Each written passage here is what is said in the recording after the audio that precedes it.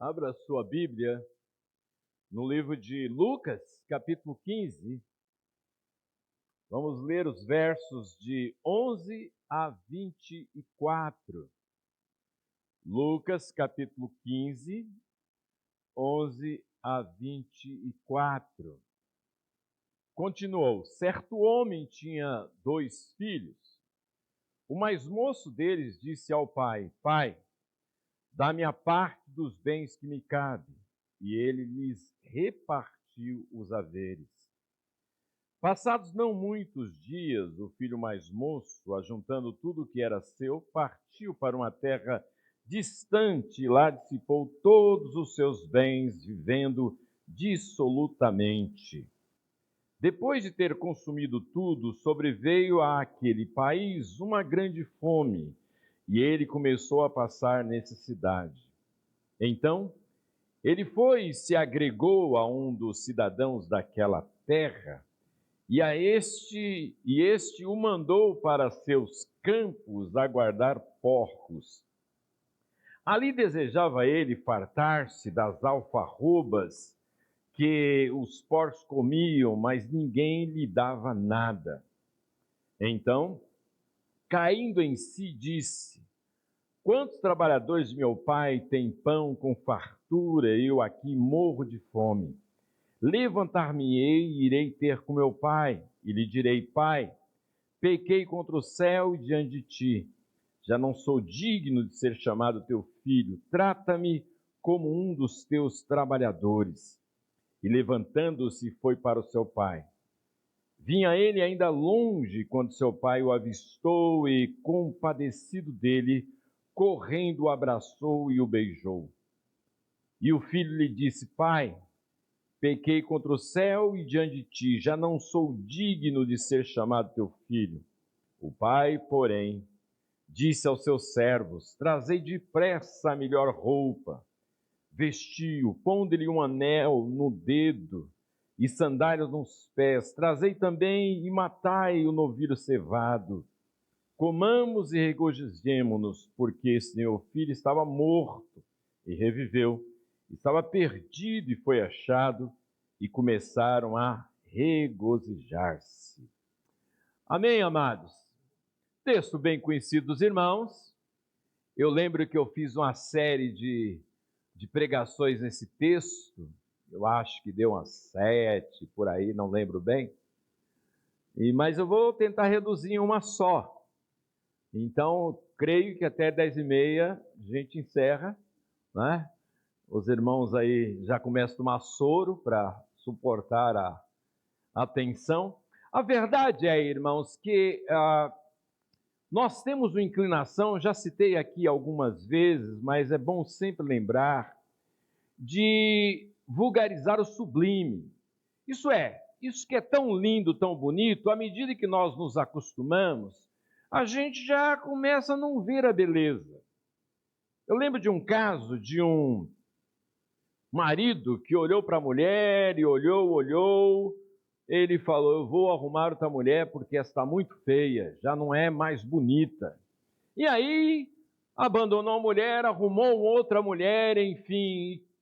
Agora com essa segunda ele começou a reparar que a primeira era mais bonita. Você, quando se acostuma, você acaba não valorizando. Isso é uma inclinação nossa. Já citei aqui algumas vezes, estive em Cuba, no Mar Caribenho. A única coisa que havia naquela região era palmeiras. Abundância, não tinha hotel, não tinha estrada, nada, tudo rústico. O mar assim, uma beleza, dava vontade de beber, só não bebia que era salgado. Eu estou lá me deliciando e o cubano jogando água para cima e dizendo assim: não me gusta, eu não gosto disso. Eu não gosto disso. Por quê? Porque está ali do lado. É assim que acontece conosco. A gente acaba não valorizando o privilégio que temos. Uma parábola, um texto como esse, por exemplo, eu sempre tenho que ler esse texto no espírito do Gaston Egot. Lembra do Gaston Egot, lá do Ratatouille? Quando ele come um ratatouille, volta o passado dele. Ele se vê infância e começa a comer com o olho. Eu acho que a gente deveria ler a Bíblia assim, com a mesma maneira, com esse espírito de novidade, ou pelo menos Deus não permita que eu vulgarize um texto como esse. Não permite que eu olhe para um texto desse e simplesmente quem citou esse texto é aquele que criou tudo quanto existe. Quem ensinou aos seus discípulos e deixou para nós essa história é aquele que é Senhor dos senhores, dono de tudo.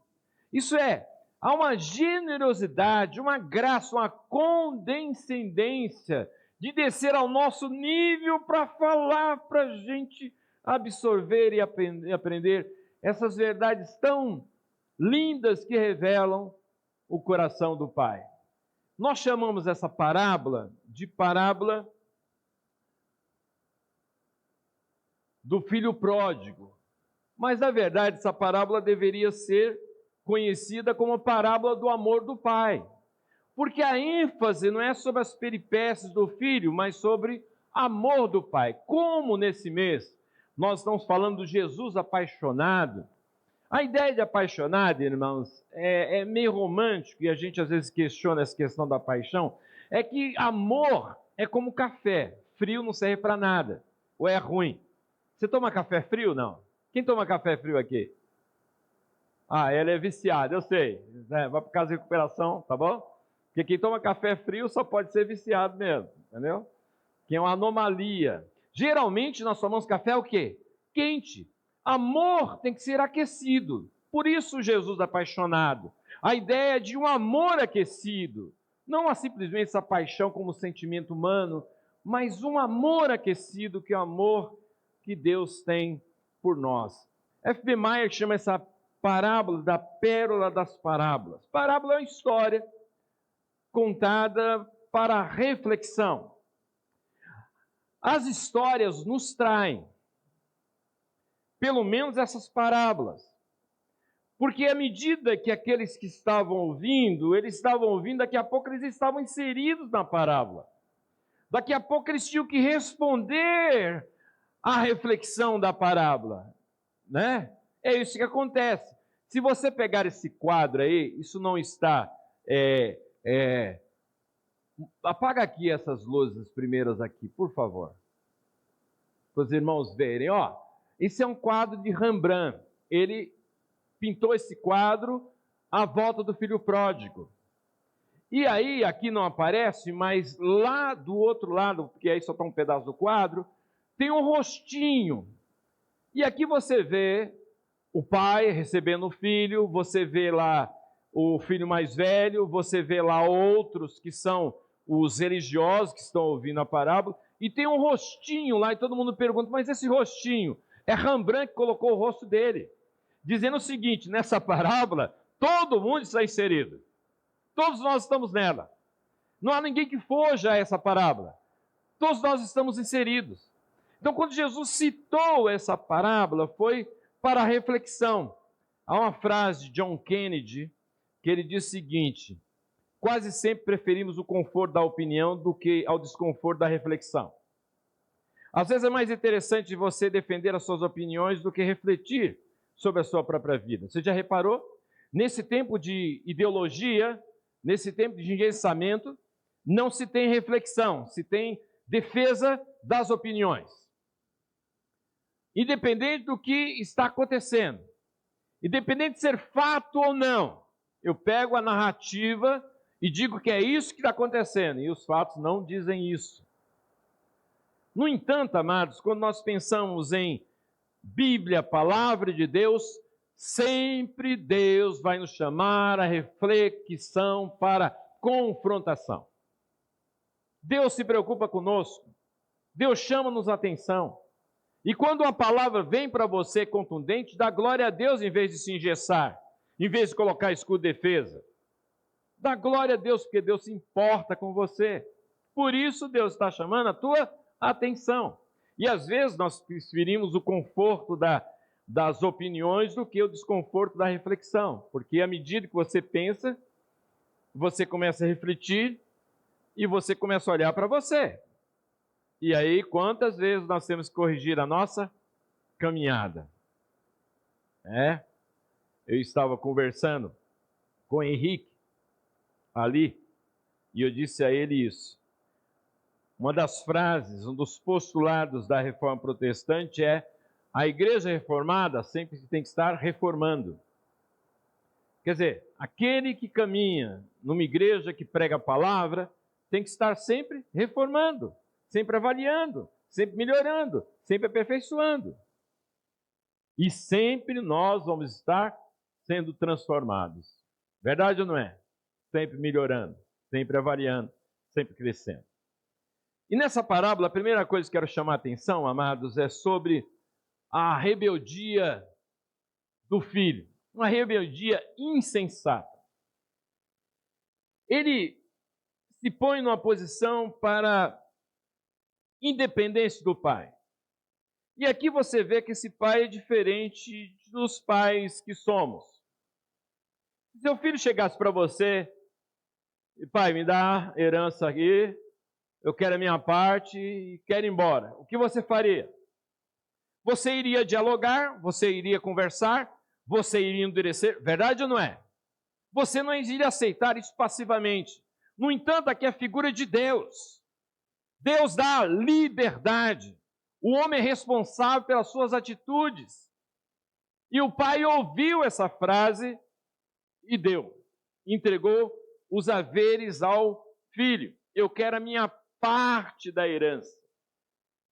Esse pedido, irmãos, que Jesus cita aqui nessa parábola, é ultrajante, é atrevido e é desonroso ao pai. E vamos pensar um pouquinho nisso. Ele está dizendo: pai, o senhor morreu para mim, porque só recebe herança quando o pai morre. Pai, eu estou cansado das suas exigências. Eu estou cansado desses limites que o senhor impõe. Eu quero ter liberdade, então me dá a parte que me cabe. Eu quero a minha herança.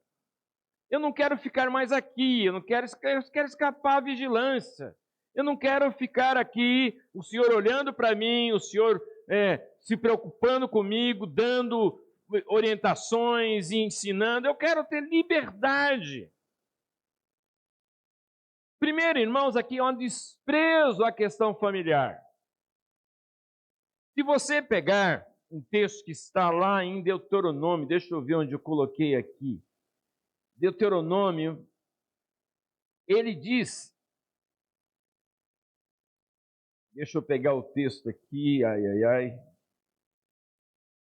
capítulo 21, 18 a 21, diz assim: se um homem tiver um filho obstinado e rebelde, que não obedece seu pai nem a sua mãe, e não os escuta quando o disciplinam, o pai e a mãe o levarão aos líderes de sua comunidade, à porta da cidade, e dirão aos líderes: esse nosso filho é obstinado e rebelde, não nos obedece, é devasso e vive bêbado. Então todos os homens da cidade o apedrejarão até a morte. Elimine o mal do meio de vocês.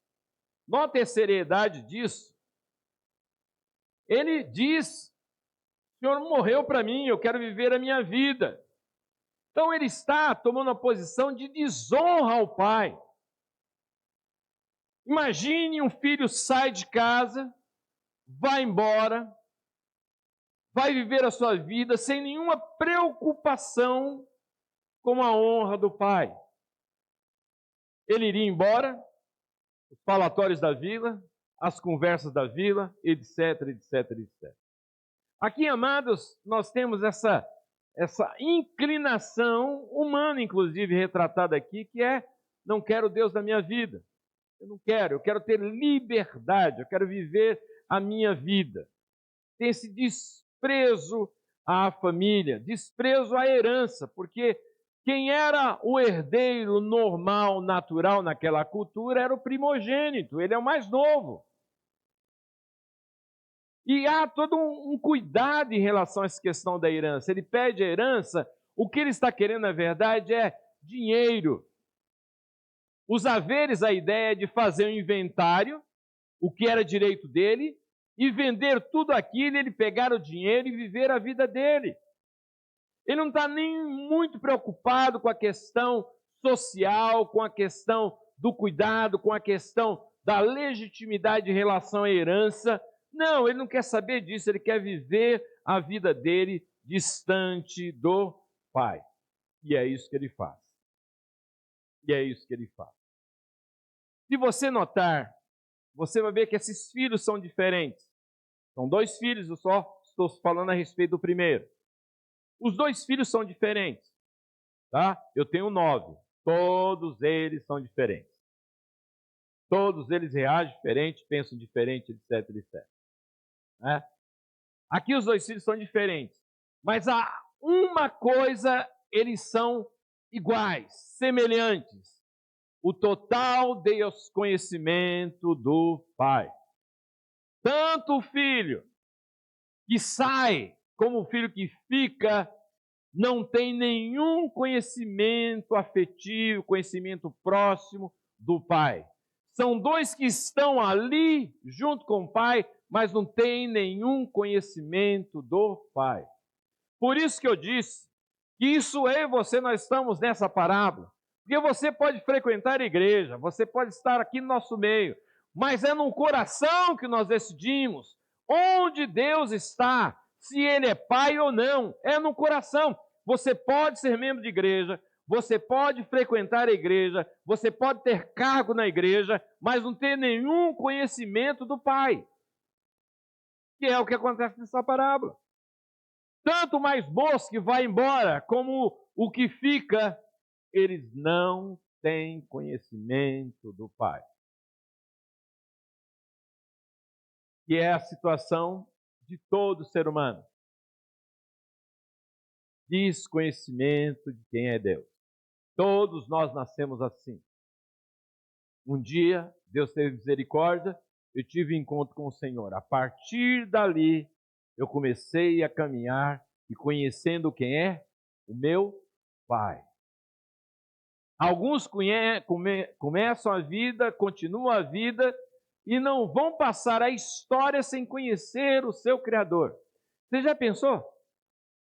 Você passar a sua história sem saber quem é Deus. Você passar a sua história sem conhecer que há um Deus que te ama e quer ser o seu Pai. Quer ser íntimo. Quer estar com você. Quer viver em família com você. Você já pensou passar a sua história, o seu tempo aqui, não sei quanto tempo você vai viver, mas você passar a sua história sem conhecer a Deus? E pior ainda, você que frequenta a igreja, aí a coisa complica mais ainda, porque você ouve constantemente, você vê testemunhos constantemente, você ouve e vê fatos de gente que teve encontro com o Senhor e apesar disso, endurecer o seu coração e não conhecer o Senhor. É possível isso? É possível. Esse homem, esse jovem, ele quer viver a vida dele, então ele vai viver de maneira independente, distante de Deus. Ele vai para uma terra distante. Aqui a terra distante para nós aqui não se refere a uma questão geográfica, questão de coração. Você pode estar aqui e não está nem aí. Você pode estar aqui e não ter nenhum interesse por Deus. Você sabe lá como funciona? O ser humano é uma coisa complicadíssima. Dá para entender esse negócio? Você vem para a igreja, você vem se reunir, aqui gira tudo em torno do Senhor. Mas você vem para cá, mas não tem nenhum interesse por Ele. Dá para entender como é que funciona o ser humano? Dá para entender como nós somos complicadíssimos? Você vem para a igreja, participar de um culto, mas você não tem nenhum interesse em Deus. Dá para entender isso? Dá para entender como nós somos complicados? Como nós somos estranhos? Como nós somos esquisitos? Precisa de salvação em graça, misericórdia, porque nós somos estranhos. Como é que um camarada sai da sua casa, tem às vezes tantas opções e vem para a igreja, mas aqui não tem interesse? Dá para entender isso, não? Pois é. Isso acontece dominicalmente, no culto de oração. Isso acontece constantemente, infelizmente. Infelizmente. Chegaremos lá na glória. Gente que está no hall de membros da igreja, mas não está escrito no livro da vida. Infelizmente. Vai acontecer isso? Vai acontecer isso. Na igreja de Jesus, e se você está procurando uma igreja perfeita, olha a igreja de Jesus. Tinha 11 discípulos que fugiram em um traidor. Um, inclusive, negou. Traiu, entre aspas, também. Olha a igreja de Jesus. Judas teve todas as oportunidades e não ouviu, não permitiu. Ele nunca chamou Jesus de Senhor, no máximo mestre, e estava ali. Viu os milagres de Jesus? E eu digo mais. E você que diz assim, se eu estivesse lá, se você estivesse lá, você seria o que é hoje. Não ia mudar nada. Se você é indiferente hoje, lá seria a mesma coisa. Se você nos valoriza hoje, lá seria o mesmo comportamento, não teria nenhuma diferença, porque ele vive e está aqui. Amém ou não? A reação é a mesma. Não pense, se eu estivesse lá, você seria o que é. Entende bem? Porque a realidade é essa. Você é o que é. Você é o que você quiser ser diante da graça de Deus. Tudo foi dado, depende muito do se você quer ou não. Você é tão santo, tão consagrado, tão abençoado quanto você deseja ser. Se eu não sou mais, é por incompetência, incredulidade, falta de santidade da minha vida. Deus me deu tudo para viver uma vida tremenda. Se estou aquém disso, culpa é minha. Ele preparou tudo. Não há justificativa, irmão. Nenhuma. Eu não sou mais porque, meu querido, porque você não quer. É você que não quer. Tudo foi dado. A questão está na nossa incredulidade. Então, ele vai para uma terra distante. Ele quer experimentar a liberdade. Acha-se que distante de Deus existe liberdade. O que existe é trevas e escravidão. Tá? Acha-se que longe a coisa é melhor. Aí o que acontece? Ele desperdiça, diz o texto. Ele pega e vai viver a vida. Curtir a vida. Jogando fora os bens, aliás, o valor dos bens que eram do seu pai. Ele recebeu, em vez de administrar, pelo contrário, ele desperdiça. Pecado é isso, é desperdício. Deus te deu capacidade, Deus te deu habilidade, Deus te deu dons, Deus te deu saúde, Deus te deu condições. O que você faz com isso? Se eu não tenho a preocupação de honrar a Deus, estou desperdiçando. Verdade ou não é, irmão?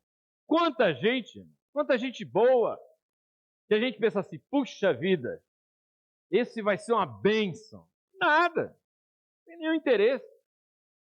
Quanta gente que tem habilidade, dons, você fica olhando para a pessoa e fala, puxa, Deus quem deu, mas ele não usa para honrar a Deus, ele usa simplesmente para si próprio, ele vai desperdiçando aquilo que o Senhor deu. O pecado é desperdício dos privilégios, da graça, da bondade que Deus tem nos dado. Olha para o teu irmão e diga assim, pecado é desperdício, meu amado. Desperdício. Verdade ou não é, irmão? Você olha para tanta gente, e a gente conheceu tanta gente, muita gente que passou por aqui, inclusive, e desperdiçou a oportunidade. Alguns que você dá dó de ver como estão vivendo. E poderia ter outra história. E é triste isso, hein? Poderia ter sido diferente.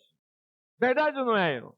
Quanta gente que desperdiçou porque optou, eu não quero, Deus morreu para mim, quero viver a minha vida. Desperdiçou, e a gente vê tanta gente com habilidades, com dons, o que falta é comunhão com o Pai. A partir daí se torna, aí vem a bênção. negligenciou toda a possibilidade de vitória.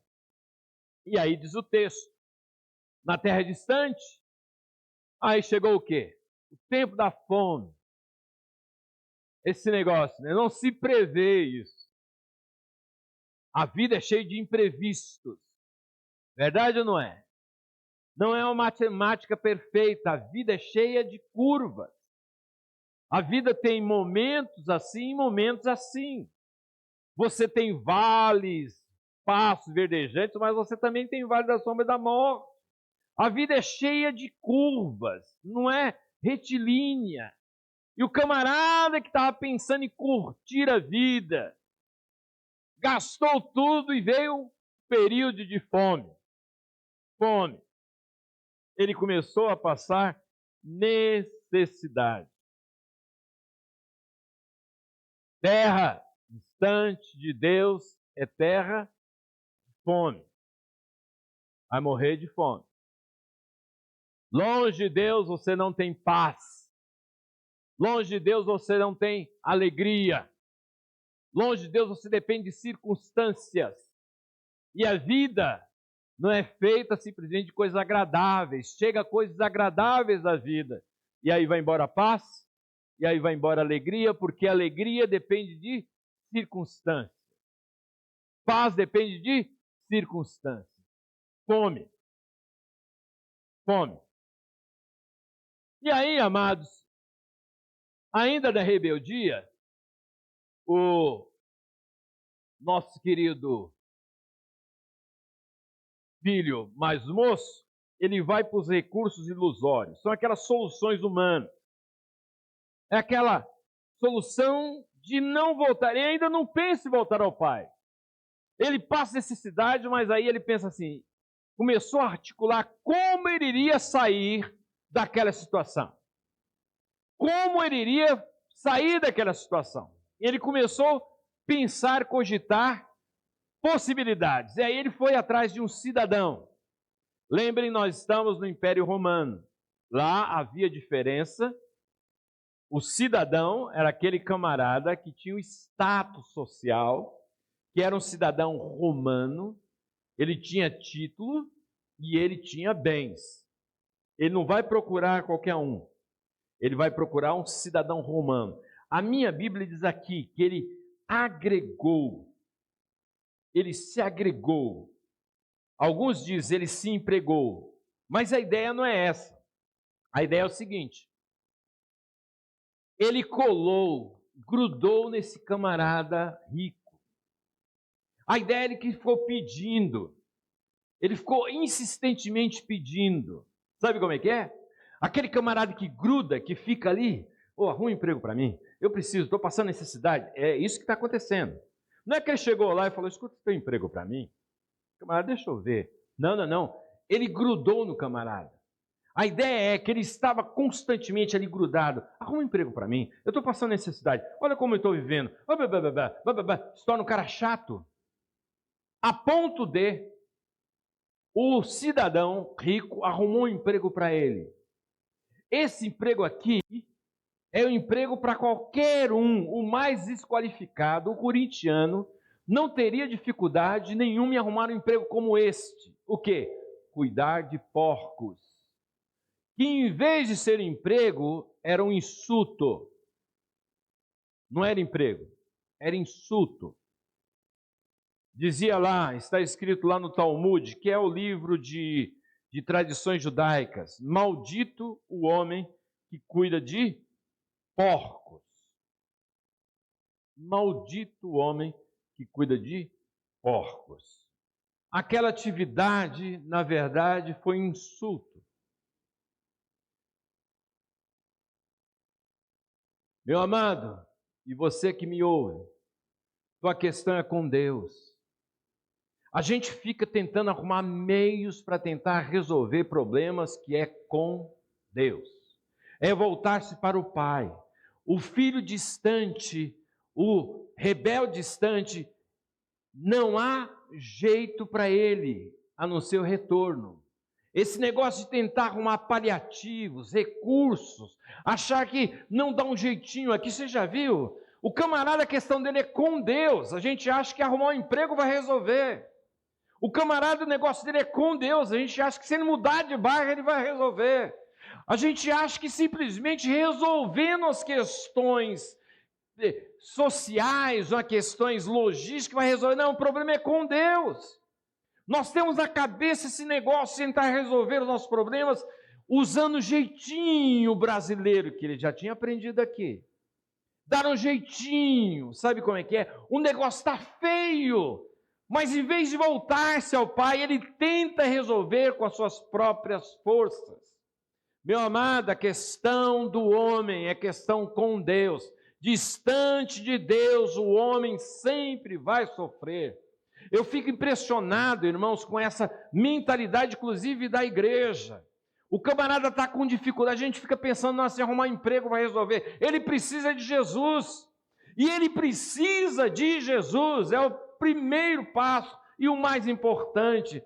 Alguns chegam a dizer aquela heresia nossa de cada dia, só falta Jesus. Você já ouviu essa frase? Só falta Jesus, como se fosse um detalhe. Entendeu? É alguma coisa, só falta Jesus. Se falta Jesus, falta tudo. Ele está perdido.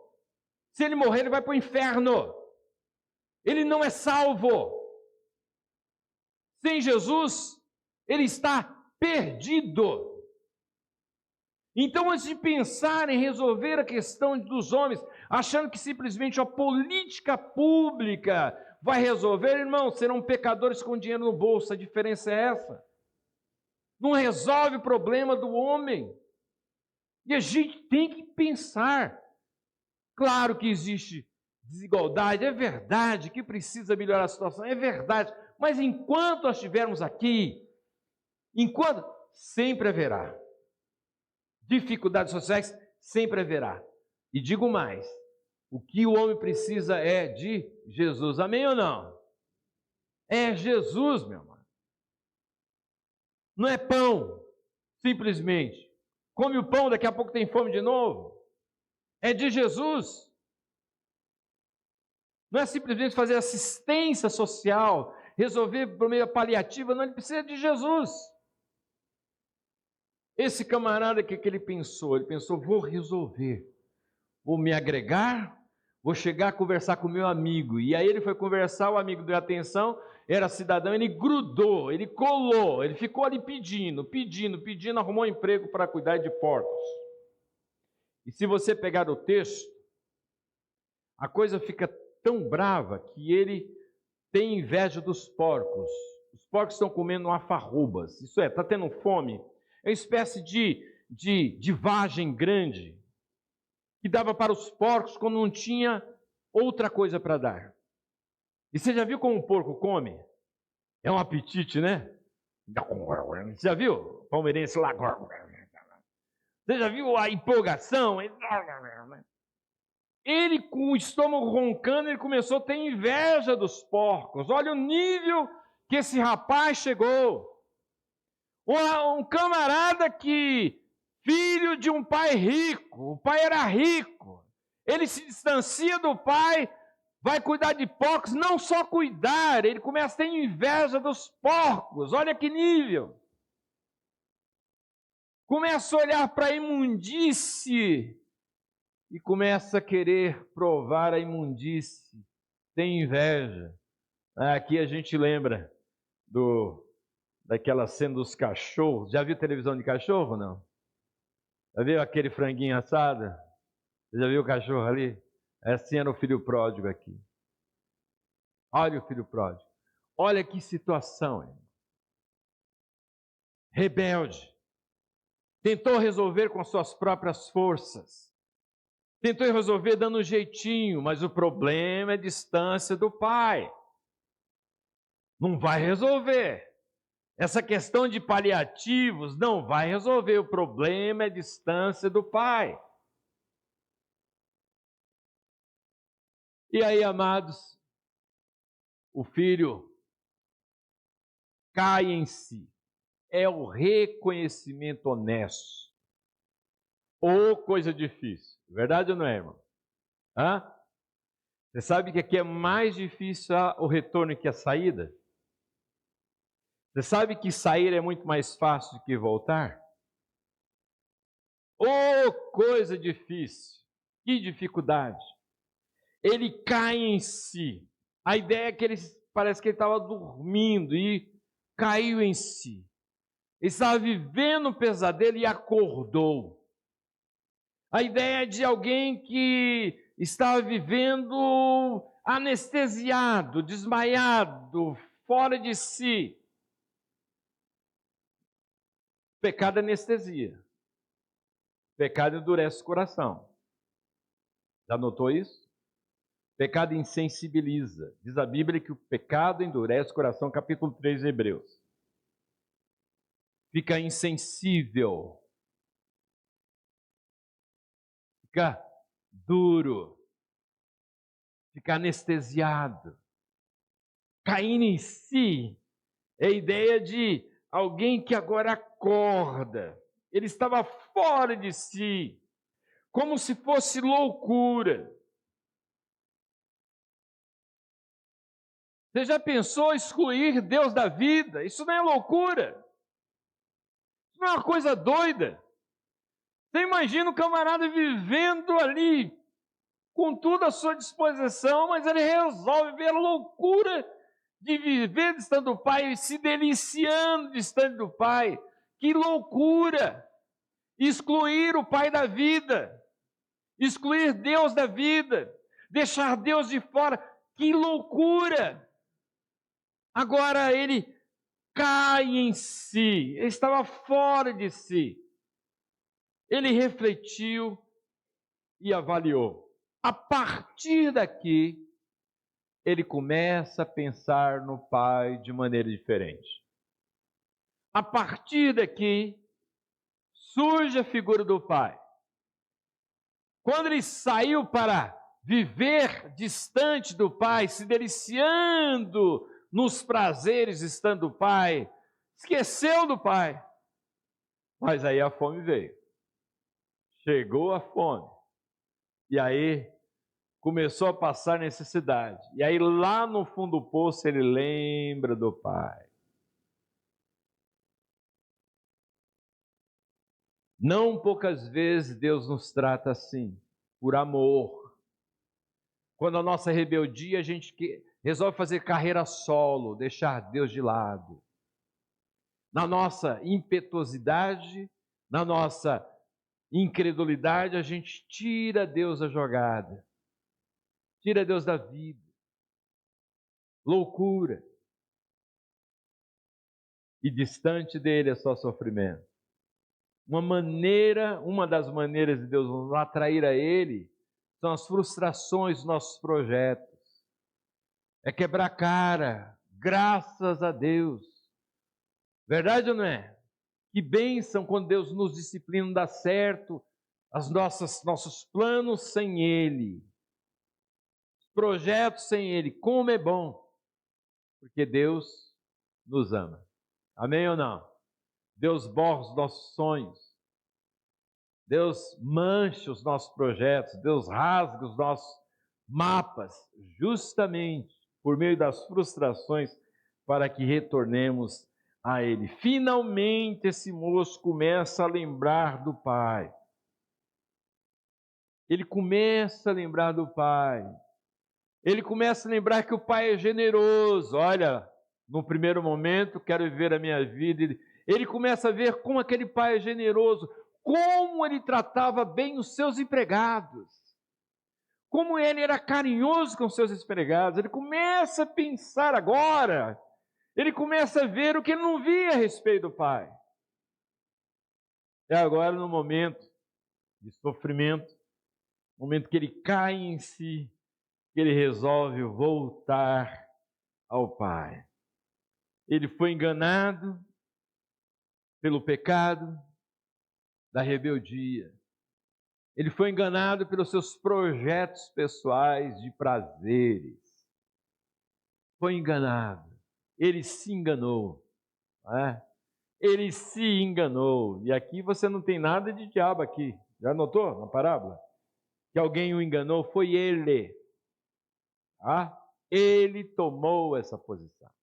Ele resolveu deixar o pai de lado. E aí ele toma essa decisão honesta. Como é difícil ser honesto. Olha para o teu irmão e pergunta aí, você é honesto, irmão? Pergunta para ele se é difícil ou é fácil. Diante de Deus. Complicado, né? Nós somos dados a esconder, né? Aquilo, quando Adão pecou, o que ele fez? Se escondeu essa nossa atitude. Como é difícil ser honesto. Ele tomou essa posição, diz o texto, que ele resoluto se levantou e foi. Ele tomou uma posição. E com certeza, foi difícil, mas ele foi. Um pastor já falecido, alguém que tinha cargo na denominação, foi presidente da Convenção Batista, pastor de uma igreja de história lá no Rio de Janeiro. Num domingo, ele pregou: aquele que segue a Cristo tem que tomar a sua cruz, negar a si mesmo. No domingo, ele entregou o cargo da igreja, dos cargos denominacionais que ele possuía. Se envolveu com a jovem, jogou tudo fora. A história que eu ouvi é que ele deixou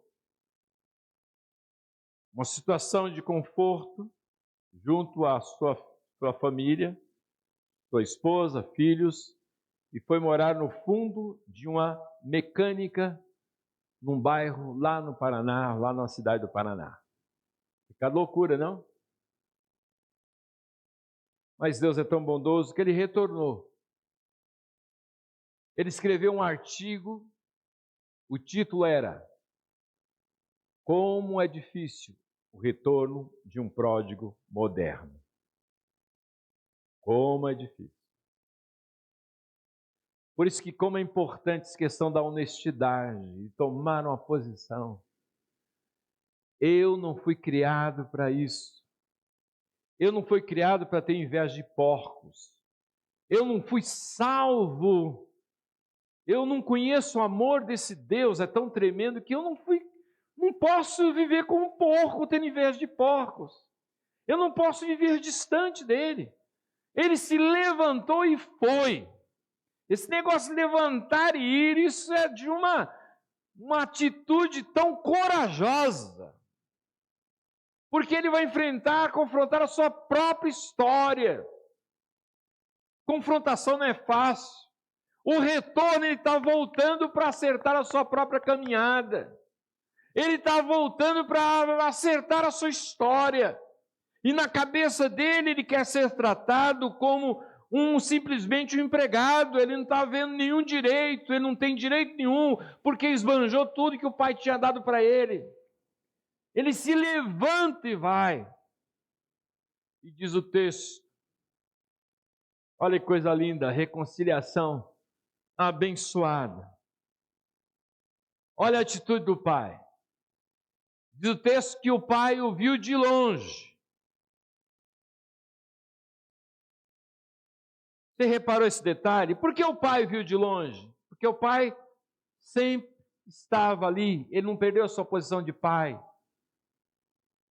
Ele sempre esteve ali, olhando para o horizonte, esperando o retorno do seu filho. Ele vê de longe. O que nós vemos aqui é que o filho que deveria ver o pai, mas é o pai que vê o filho e vê de longe. Eu lembro de uma história contada, parece por Moody, ele contou de um jovem que saiu de casa, falou: mãe, eu vou viver minha vida, saiu de casa, foi viver a vida e viveu daquele jeito. Voltou para casa arrebentado, magro, com roupa suja, barbudão, aquela coisa toda. Chegou na casa dele, ele bateu palma. A mãe olhou para ele e falou assim: não vem aqui não, senão chama a polícia. Ô mãe, eu sou teu filho. Não, não, você não é meu filho, coisa nenhuma. A mãe não reconheceu o filho. Aqui diz o texto que o pai viu o filho de longe. O filho com certeza estava maltrapilho, magro, feio, sujo, mas mesmo assim o pai o viu de longe. São olhos de amor, profundo amor, profundo amor. Lembre-se, quem está ouvindo essa parábola são os religiosos. O que os religiosos estão esperando? Estão esperando que o pai venha corrigir o seu filho, no mínimo, se não é apedrejamento, é uma humilhação pública. Ele precisa ser humilhado, ele precisa pagar o que ele fez, a desonra que ele causou para o pai. O pai assumiu a desonra. Quando o pai passava, esse é o pai daquele menino que saiu. O pai deu herança para ele, deu dinheiro para ele e saiu, foi curtir a vida. Esse pai aí. E quando o filho volta, espera-se a isso. Isso surpreende, nós estamos distante culturalmente, cronologicamente do texto. Então a gente não se apercebe. O pai corre em direção ao filho. Para o judeu isso era desonroso. Isso, correr, era atitude de crianças ou débeis mentais. Um homem vivido, ele andava de maneira cuidadosa. Correr era vergonhoso, era ultrajante. O pai corre. Você imagina toda a comunidade vendo aquele homem correndo. Que coisa vergonhosa, porque o pai tem pés de amor. Ele tem pressa. E não só isso, ele corre para proteger o seu filho. Se o filho chega na cidade, todo mundo começa a dizer, é você que abandonou o pai, e que não sei o quê, poderia até agredi-lo. Ele corre para proteger o filho. Ele assume a desonra. Ele assume a vergonha. Ele não está nem aí para que os outros vão dizer. Ele ama aquele filho. Não está nem aí com a torcida. Imagine os fariseus religiosos ouvindo um negócio desse, porque na verdade esse amor, essa graça insulta, irmãos. Nós queremos que a pessoa seja punida. Nós queremos que a pessoa pague. Verdade ou não é? Nós queremos justiça. E, no entanto, o pai corre em direção ao seu filho. Um pai cheio de misericórdia, diz o texto aqui. Deixa eu só falar para você a respeito dessa questão de correr. Estamos distantes do texto. Culturalmente, cronologicamente, então a gente não imagina esse negócio de correr. Kenneth Bailey escreveu um comentário a respeito das parábolas de Lucas. E ele foi missionário ali e estudou a cultura. Ele diz o seguinte: a relutância por parte das versões árabes por deixar o pai correr é fantástica. Por 1000 anos, uma vasta gama de expressões foi empregada, quase como se houvesse uma conspiração para evitar a verdade humilhante do texto do pai correndo. A explicação para tudo isso é simples. A tradição identificava o pai com Deus. E correr em público era humilhante demais para atribuir uma pessoa que simboliza Deus. Só em 1960, com a aparição da Bíblia árabe Bustani Van Dyck, o pai aparece correndo. As folhas de trabalho dos tradutores são disponíveis, e mesmo naquelas grande versão da primeira tradução grega estava, ele se apressou. Só na segunda rodada, o processo traduz, aparece que ele correu. Vira a distância? Que correr era humilhante. Até os que conheciam a cultura de perto, tiveram dificuldade de traduzir, já que simbolizava Deus correndo. Era humilhante. era desonroso. E o pai corre. É ele que sofre a humilhação, não o filho. É ele que assume a crítica, a zombaria, a indignação. É ele quem assume. E aqui nós vemos a figura de Jesus, porque ele tomou sobre si os nossos pecados. Ele assumiu, absorveu sobre si os nossos pecados. Então, Deus aqui, irmãos, também é retratado como um Deus que tem pressa. Deus tem pressa. Deus quer fazer logo. Deus vai em conta. Ele tem pressa. Mostra esse Deus que tem essa disposição tremenda de ir em direção ao pródigo. Olhos, coração, pés, lábios, tudo empregado em função do pródigo. Aí ele corre e abraça o pródigo e começa a beijar. A ideia é o beijinho, né? O texto original diz que beijou de maneira fervorosa, encostou os lábios no pescoço, começou a beijar, efusivamente, assim, apaixonadamente, beijando. Você já viu, quem é casado aqui, o marido joga bola? Quem é aqui casado que o marido joga bola aqui? Tem alguém aqui? Joga bola? Não joga ainda não, tá bom. Aqui ele levanta a mão, você não joga nada não, você só engana. Mas você já viu quando o camarada chega suadão e vai querer abraçar a mulher, o que a mulher fala? Vai tomar um banho, seu porco.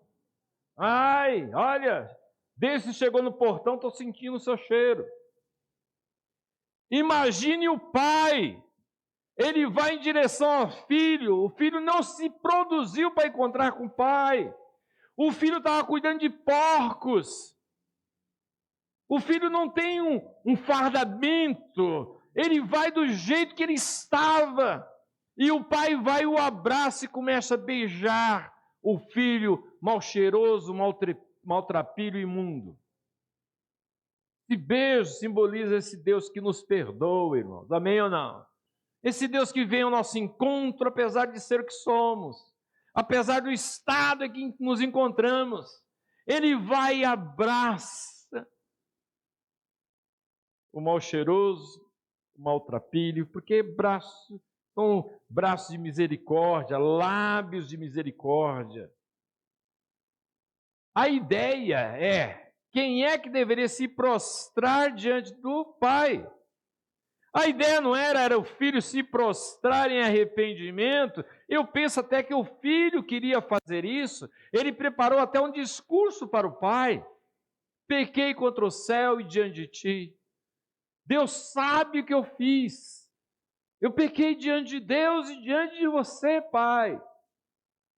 Ele preparou um discurso. A ideia do filho chegar, se prostrar diante do pai. E isso não acontece. O pai não deixa. O pai abraça e começa a beijar de maneira efusiva o seu filho, aquele mal cheiroso. Ele é surpreendido por esse pai que ama. Irmão, deixa Deus surpreender você. Abre o seu coração para Ele é seu pai. Confie nele. Você vai ver como Ele vai te surpreender. A gente sempre pensa, Deus rigoroso, Deus vai pesar a mão, já viu? Tem alguns assim que andam até como nordestino, vai pesar a mão. Então... Deus vai... alguém já falou aí, o pessoal do Ceará ali já reclamou ali. Vai pesar a mão, o pessoal já fica meio canindé. Lá em Canindé, não coloca o capela na cabeça, né? Vai pesar a mão. Irmãos, Deus nos ama, Ele é o nosso Pai. E é isso que acontece, ele foi surpreendido com a atitude do pai. E geralmente, ele está falando por um grupo ali de religiosos que esperavam punição. A graça nos insulta, irmão. A graça de Deus não é verdade, não? A gente acha que tem que punir, disciplinar, tem que castigar, e Deus perdoa. E a gente fica com raiva. Aquele camarada que estava na droga arrumou um emprego, eu estou desempregado. O cara estava na droga, tomou uma decisão, arrumou um emprego, meu camarada. Eu estou aqui caminhando, estou na igreja faz tempo, não arrumo nada, estou desempregado. Você já viu? Filho pródigo, o filho mais velho, murmurações, comparações, né? Olha lá ele fazendo e aqui, eu passando necessidade, etc. Pão cabrito. Pão cabrito. E aqui, amados, nós vemos esse Deus nos surpreendendo com uma recepção calorosa, celebração. Comamos e regozijemo-nos, porque esse meu filho estava morto e reviveu. Estava perdido e foi achado. Aí o pai, trazei depressa, esse pai tem pressa, trazei depressa. Primeira coisa, o vestido, a roupa de primeira.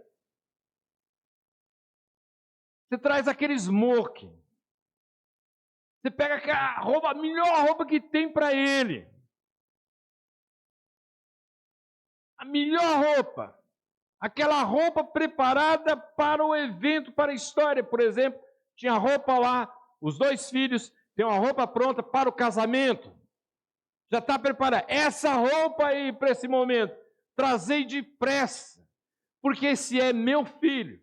Eu não quero meu filho maltrapilho. Eu não quero meu filho vivendo com trapos. A ideia é, se você pegar o livro de Efésios, diz o texto que a gente tem que despojar, tirar a vestimenta imunda, porque Deus tem um guarda-roupa novinho para a gente. Deixar a vida imunda, gesto imundo, prática imunda, porque Deus tem um guarda-roupa novinho de gestos bonitos, atitude bonita, uma vida bonita. Tirai fora. E Deus tem pressa nisso. Deus não quer que nenhum dos filhos dele viva como um maltrapilho. Que Deus quer que você, meu irmão, dê um bom testemunho de quem é o Pai, nesse mundo em trevas. Agora, fica meio esquisito, muito contraditório. Você imagina o filho pródigo, lá com aquela vestimenta, maltrapilho, mal cheiroso, né? Sujo. Chega para alguém que está passando ali, próximo ao seu trabalho de cuidar de porcos, ele chega e diz assim: olha, meu pai é muito rico. Eu tenho um pai tão rico. Meu pai, olha, ele é riquíssimo. Quem iria acreditar? Quem vai acreditar em Deus, no Senhor Jesus Cristo, no Espírito Santo, com gente que vive de maneira imunda? Ninguém está falando sobre perfeição, não, irmão. A gente está falando sobre caráter. Quem é que vai acreditar nesse evangelho se o seu comportamento nega o que você está falando com os lábios? Deus tem pressa. Trazer a melhor roupa, roupa de primeira. Depois o texto diz: trazei também o anel. Anel aqui é símbolo de poder.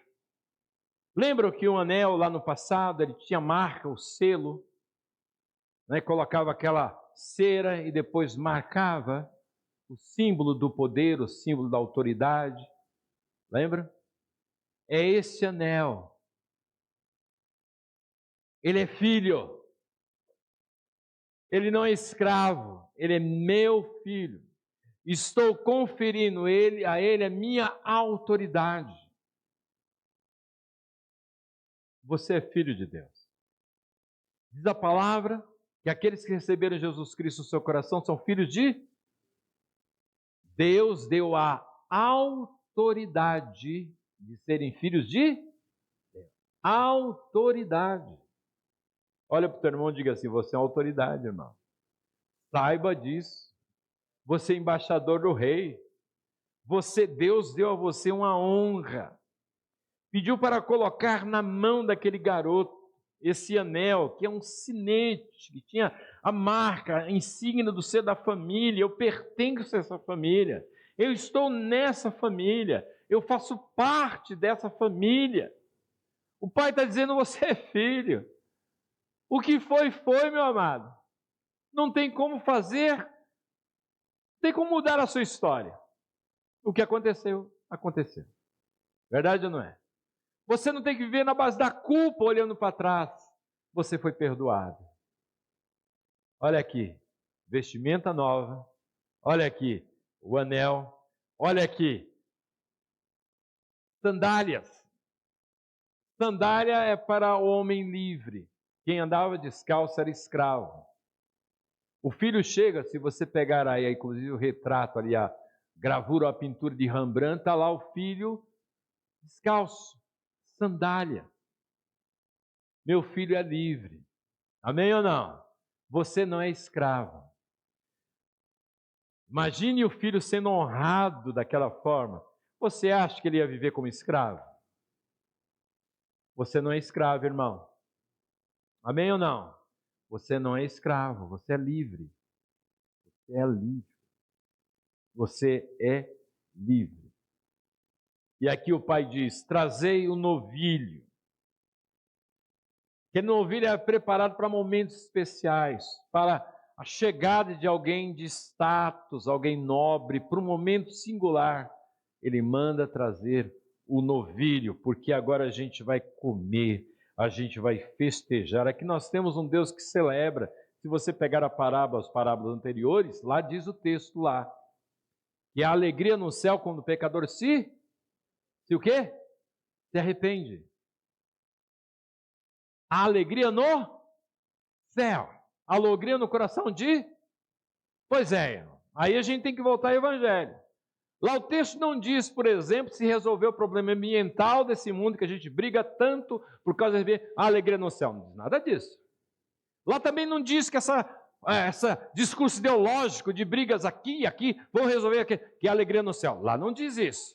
Lá diz que quando alguém se arrepende, há alegria no céu.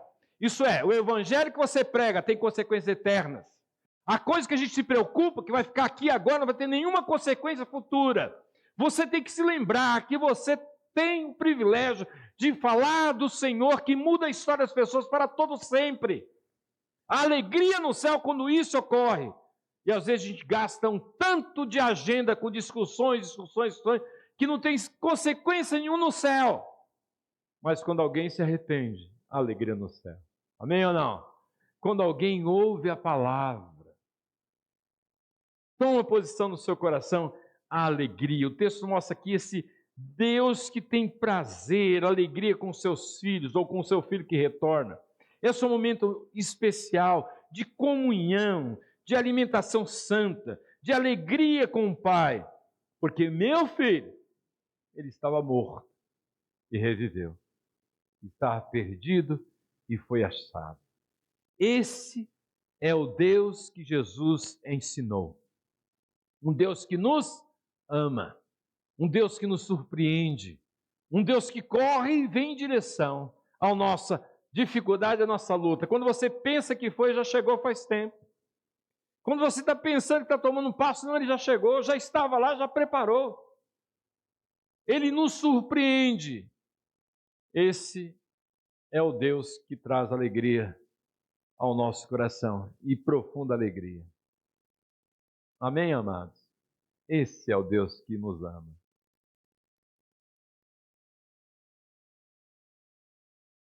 Deus te ama. Deus te ama. Permita que Ele cuide de você. Permita que Ele te surpreenda. Permita isso. Deixe. Esse Deus, Ele é maravilhoso. Ele nos ama profundamente. Amém, amados? Vamos abaixar nossa cabeça, vamos orar. O texto diz que o pródigo, olhando para a sua situação, depois de tentar os recursos Ele achava que podia dar um jeitinho. Ele voltou-se ao pai. E aí ele foi surpreendido, porque de fato a solução está no retorno para o pai. Como eu disse, é possível que você esteja participando da igreja, fazendo atividades, mas não ter nenhum relacionamento com o pai.